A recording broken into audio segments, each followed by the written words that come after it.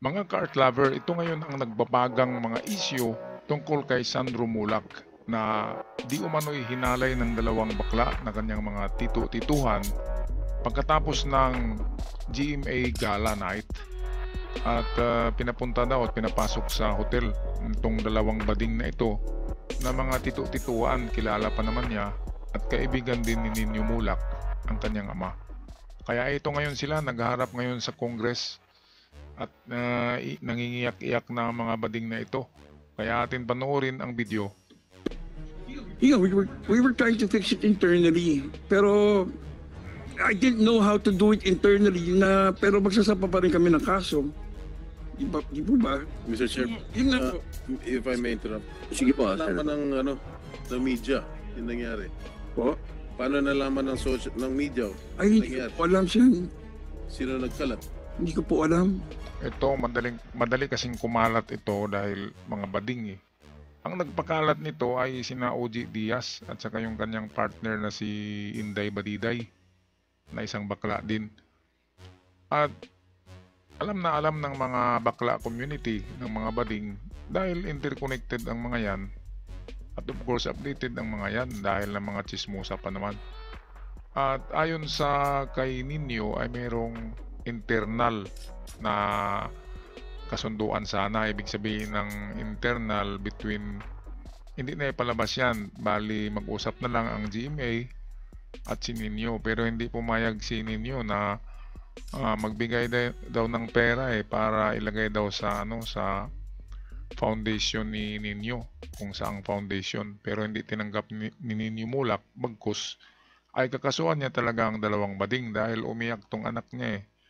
Pag uwi ng anak niya, nagsumbong sa kanya na hinalay siya at iyak ng iyak at hindi makakatulog, parang disturb. Kaya siyempre maawa ka sa anak mo, di ba? Ako, pagbuntalin ko na yung dalawang bading, isilid ko yun sa sako at pagpaluin ko ng bat ng baseball. Yan ang dapat sa mga bading na yan. Kasi nanghalay eh. Ito ang message ko sa mga bading. Kung gusto nyo ng gwapo na boyfriend nyo, ligawan nyo ang lalaki kung papayag. At kung mapasagot nyo, siyempre pera lang naman ang habol ng lalaki sa bading. Tanggapin natin ang katotohanan. So, bilhan nyo ng kotse, ng kung anong ipabili, ng mga alahas at kung ano-ano, bigyan nyo ng pera. Para hindi kayo kakasuhan. Para kung ano man ang gawin nyo, ay okay na sa kanya. Hindi yung tawagin nyo lang, papasukin nyo sa kwarto tapos dalawa pa kayo. Dalawa kayo, pinagtulungan nyo. Siyempre, dalawa kayo eh. Hindi natutroma yung binatilyo, di ba? Kasi dalawang bibig eh. Dalawa, parang mga monster, dalawa yan. Kaya unfair sa bata kasi dalawa. Dapat hindi ganun. Dapat kung matino kayong mga bakla, i-take care niyo, take good care ang mga boyfriend at mga lalaki niyo. Hindi yung pagtulong-tulungan yung dalawa kayo. Sobrang kahayupan yan. Balik tayo kina Jinggoy. Hindi ko po talaga alam. When did Bigla na lang po pumuntok you eh. first knew about it na kumalat na sa media? Saan mo nabalitaan? Sa social media? Sa radyo ba? Sana kumalat na po. Yeah. Sa social media po, unang lumabas kay OG Kay OG. Diaz. Ito si OG oh. ng bata. Tika. Traumatized pala eh. Ito, traumatized si Sandro dahil sa dalawang bading. So itong katabi ni OG Diaz dito, ito si Inday Badiday. Ito yung unang nagpakalat nito. Pero sabi nila ay nabasa lang daw nila din sa mga tabloids. Pero sila yung unang nagpalabas niyan sa social media. So pakinggan natin ang sasabihin nito. Ng bata, pinipilit itago ng GMA pero lalabas at lalabas pa din yan. Gusto nila internal na lang. Ayan. Pero ayun na nga, gagay yung dalawang bading. Dagdag chika ng aking reliable source, pinapunta pala ng dalawang bading si SA sa kanilang hotel room. Ayun. Syempre, wala namang mali siya sa bata dahil Wala nga. tito-tito nga, di ba? Oo. Teka, paano nalaman ni OG Diaz? Ayun ang masama sa mga tito-tito. Kaya kayo dyan mga binatilyo, kapag may tito-tito kayo na bading, and then tawagin kayo, papasukin kayo sa kwarto, sa hotel, wag na kayong pumasok.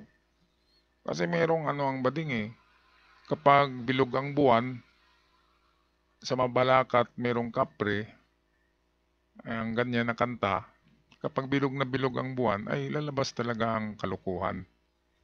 Katulad ng ganyan. Kahit anong formal pa yan na bading, basta bilog ang buwan, ay lalabas talaga ang kalukuhan. Kaya eto, ngayon, iiyak-iyak sila ngayon sa harap ni Jinggoy at ni Robin Padilla at kay Nino. Ang masama nito ay hindi tumatanggap si Nino ng anumang kabayaran. Kasi nagharap na sila sa internal. Pero ayaw ni Nino. Gusto niya pagbayaran talaga. Gusto ni Nino makulong talaga tong mga bading na ito. Kaya ito, walang pagsisising nangunguna. Iyak ng iyak tong mga bading. Okay, patuloy tayo sa video. Tago ng GMA pero lalabas at lalabas pa din yan. Gusto nila internal na lang. Pero ayun na nga, gagayang dalawang bading. Dagdag chika ng aking reliable source, pinapunta pala ng dalawang bading si SA sa kanilang hotel room. Syempre, wala namang mali siya sa bata dahil tito-tito nga, di ba? Teka, paano nalaman ni OG Diaz? Ay, hindi ko po alam. Did you talk to him? No po. You haven't talked to him kasi I talked to him since sa social media mukhang detalyado yung mga... ay, pero hindi po sa amin galing talaga eh. Hmm. Nagkita kami ni Annette Gozon. At yun nga, hinarap niya sa akin yung dalawa dun sa bahay ni Miss Annette Gozon. And nag-apologize sila sa akin. They apologize for what? Sir, sakto ginawa. pagkasabi nila, sorry talaga umiiyak sila. Ito ay, Assuming ito po, sila Sen, talaga, nag-apologize, let's just go straight to the point. talaga, sinasabi ko po What ito did po. they apologize for? Ang exact Did they words do nila, something they were untoward? crying and they apologize. Ang sabi nila, sorry talaga, sorry ninyo, ganun. Kasi akala namin okay lang. Nako, itong word na okay lang. So, okay lang ba na pagtulong-tulungan nilang dalawa yung binatilyo? Di ba? Siyempre, matraumatize ka dyan kahit callboy ka pa. Dahil dalawa ang nagtulong-tulong sa'yo. Dalawa ang umahalay, kaya napakasama. Kasi dalawa. Dapat hindi ganyan. Dapat nirespeto nila yung binatilyo, si Sandro Mulak, kasi binata na eh. Hindi yung papasukin sa kwarto, lasingin nyo, tapos pagtulong-tulungan. Hinahalay nyo nga. Rape na yan, kaya nako, siguradong kulong tong mga bading na ito. Okay, patuloy tayo sa video. What do you mean? Yeah, they were sorry for what? What did they For do? what they did. What did they do? Did they admit it to you that they did something untoward? Sen, when they said sorry, syempre naintindihan ko yung kwento ng anak ko. Yun na yan. Yun na yun, di ba? Alright. And then they said, akala daw nila okay lang. Okay lang. Nila grabe. consensual. Yes, yan. But clearly, kung okay lang, di wala kami dito sana ngayon. Yan. Diba? At saka hindi sana nag-iiyak yung anak ko. Grabe yung mga bading, no? Sabihin lang na akala namin okay lang. Okay lang ba yung pagtulong-tulungan nyo, halayin nyo? Ang lalaki nyo, tatanda nyo pa, batang bata yung si Sandro, pinagtulungan nyo, hindi naman kayo mahiya. Ngayon, nahihiya na kayo kasi marami national TV na kayo ngayon, sikat na kayo ngayon. Kaya ito ay talagang pagbayaran nyo ito ng mahal. Kaya ang ano dito, kahit na makulong tong dalawang bading, ay traumatized na yung binatilyo. Ang nakatrauma kasi diyan, kasi binigla nila yung ano. Okay lang kung boyfriend ni Sandro yung isang bading, tapos isa lang yung gumalaw sa kanya, dalawa sila tapos biglaan, talagang matraumatize ka dyan. Kaya kahit makulong tong dalawa, ay traumatized pa rin. Ang experience, hindi matatanggal. Meron ng stigma. Jojo Nones and Richard Cruz. Are you represented by any lawyer? Ito na, You can ito na give yung dalawang bading mo. you can give legal advice if you. Makita na natin tong you wish. pagmumuka nito. Alright. Thank you. Ba may bigote ka dati sa Facebook? May bigote ka, Jojo? Sino ba si Jojo dyan? Bigotilyo pala eh. Nag-ahit ka na? Yung bigote mo? But before I ask Ayan you, si Eric, Robin Padilla, oh, bigotilyo din. Delikado pala itong mga bigotilyo, no? questions. Bakit di kayo sumipot last year? Okay. Mahaba ba yung ano? Ikaw ba tulad, scriptwriter ka? Baka mahaba yan. Maganda po ang takbo ng aming karera.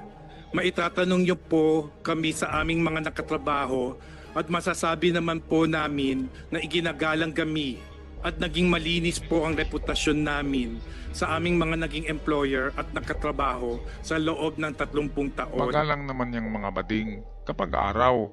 Pero kapag full moon, madilim, at magkakita ng gwapo, gwapito, macho, ay mag-iba na ang ugali. Diba? Kasi bilog ang buwan eh. Diba? Kaya ito, dahil lumaki na to eh, hindi na internal. Kaya wala na talaga. Wala na tong pag-asa. Pagdating to sa hukuman, ano na to? Siguradong kulong. Kaya justice to Ninyo's son, Sandro Mulak. Pero yung experience niya at stigma at trauma ay hindi mawawala. Kawawang bata. Sa tinagal-tagal namin sa industriya, wala po kahit na isang reklamo, sexual man Wala noon. Ngayon meron na. or anuman. Ito pa yung isang Ang bading. pagiging bakla namin sa Bakla ka. maayos na paraan para maitaguyod ang aming mga pamilya. O wag mo nang isama yung pamilya mo. Yung ginagawa mo, wag mo nang isama yung pamilya mo. Ginagawa mo yan eh. Panindigan mong mag-isa yan. Kaya napakasakit sa amin at sa aming pamilya na mabasa ang aming mga pangalan online na may caption na bakla at kung ano-anong masasakit at mapanirang puri na bansag at descriptions. Talagang masakit kasi may ginawa kayong masama. Kaya ang ibabalik sa inyo ng mga tao ay talagang masakit na salita. Dahil meron kayong ginagawa ng napakarumal-dumal na gawain yan kasi dalawa kayo, pinagtulungan nyo. Okay lang kung babae kayo na totoo, tapos pagtulong-tulungan mo yung binatilyo ng dalawang babae, bali threesome kayo. Ibakla kayo eh. Lalaki kayo, tapos pinipwersa nyo yung bata, ni-rape nyo, hinalay nyo. Kaya ito, kawawa yung bata. Ngayon, pagdusahan nyo yan, siguradong kulong kayo niyan. Siguro by next month, tapos na ang kaso na ito. Okay, so pagdasal na lang natin na magkasundo or kung ano man, parang hindi nga magkasundo. Kulong talaga tong dalawang bading. At doon naman kay Sandro, ay sana gagaling na siya sa kanyang therapy para mawala na yung trauma sa kanya sa nangyari. At hanggang sa muli mga Ka-Art Lover, comment nyo na lang ang inyong saloobin tungkol sa dalawang halimaw na bading na ito. Ako'y magpaalam na. God bless us all.